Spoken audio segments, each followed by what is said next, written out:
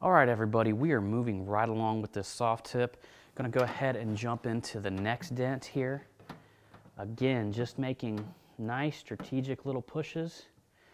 Yeah, this one's a little bit more held in by the crown than the other ones. So this one's actually got a little bit of a crown to it compared to the ones that were further back here. So we're gonna see some of that definitely relieved during the crown removal process.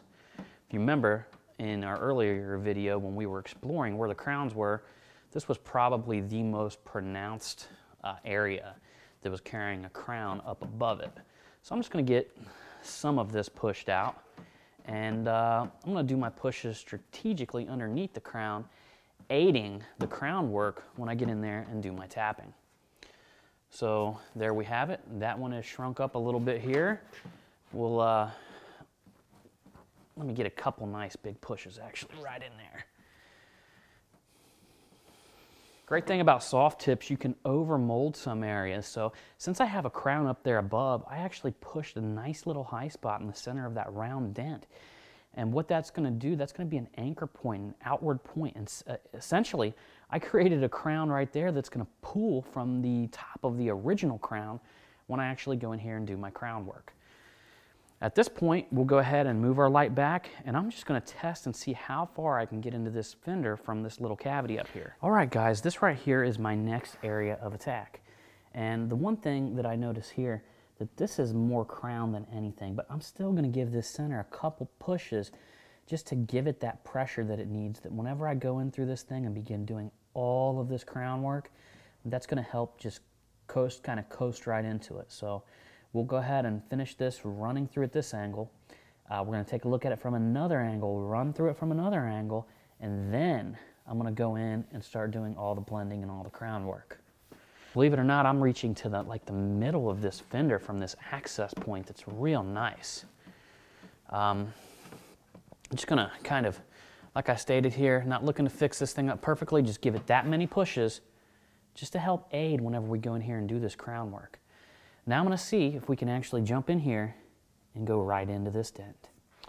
All right, guys, I'm about halfway, I'm past the middle of this fender, and I'm still getting leverage from back here. However, I'm kind of running out of leverage pressure because of how far it is away. But this, regardless, is still a great angle just to maintain the beginning of this repair. So I'm going to still stay here. I'm going to push it out. Back here making some strong pushes. You might hear me breathing, huffing and puffing and trying to get some movement up there. You know, some people ask if they should work out to learn how to do this, if they should start working out. I say, yeah, you know, there is times when you're gonna have to use some strength over leverage. And so anyhow, I think that's the best I'm gonna go from this angle. You know, something that I haven't explored yet is this little plug up here. So let's check it out. As you can see, this right here is the area that I'm actually going through. But we have this thing right here. I don't know. Usually the little plugs like that are good for nothing. They usually drop down into a cavity, but hey, while we're here, let's go ahead and explore it and at least take a look. All right, guys, I was getting excited there for a moment. I should have known. Almost every time something's plugged up in here, it's a worthless hole, which this here is a worthless hole. It just goes into a secondary cavity in here, and it's double paneled. You can't get past it.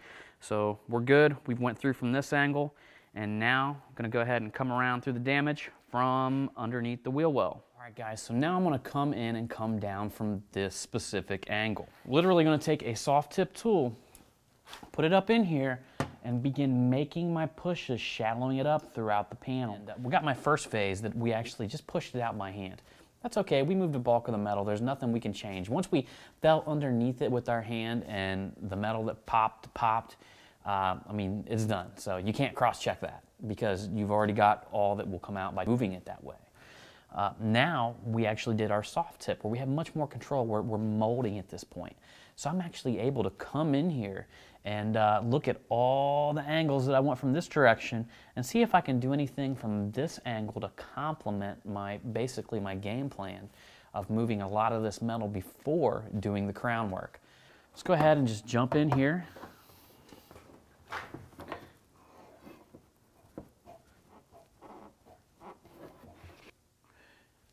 All right, guys, I think we're all set to go ahead and jump into a little bit of crown work. All right, everybody, we're getting ready to get into our knockdown session here. And I just wanted to give you a quick tip here and clarify exactly kind of the difference between these knockdowns, because I'm gonna do something a little bit different. And you know, usually I go in there with this, you've seen this quite a bit, it's basically a steel ball that's coated in rubber. And this is a great knockdown for them nice wide crowns. Now, this one over here, again, because we didn't even relieve the crown pressure to begin with, it's a little bit of a thinner crown, so I'm gonna need something with a little bit more accuracy. Now, I don't wanna go in with this right yet. It's just, don't need that much accuracy at that point. I need to coast along, move a little bit of metal, make my job easier. I'm actually gonna go ahead and go in here, and you've seen this on a lot of Mike's tutorials. This is a soft tip knockdown. Now the big difference between this and this rubber tip is the circumference of the metal that is actually underneath the rubber. So because the circumference of this metal is much tighter and much stronger, and it's at a much stronger peak than this right here, this is going to allow us to pinpoint more metal. In short, it's going to cause the impact point when you're hitting that little panel to be smaller than the rubber one here. So actually just going to go in and start out with this soft tip here. I'm going to make a run through it from one angle, from our original angle, and I'm going to come back and make another run through it at the other angle. So let's jump in here and get started. I just wanted to clarify there's definitely a difference in these three knockdowns, and I just wanted to let you know why. All right, everybody, I just want to have you take a look at what stage we're at when we're going to go ahead and go in here for our knockdown session. What we're looking for, again, are crowns like that one right there. Very, very light crowns on this one here. Got some stronger crowns back here towards the back, like that one right there. So nice little strong crown right there. But what I want you to understand is this is what our damage looks like after literally 15 minutes of soft tip work. So we pushed it out with our hand, went into about 15 minutes of soft tip work, and our dent went from this right here, this dent, I mean, look at that, all the way to the point where all the way here. So you see we're doing big movements of metal.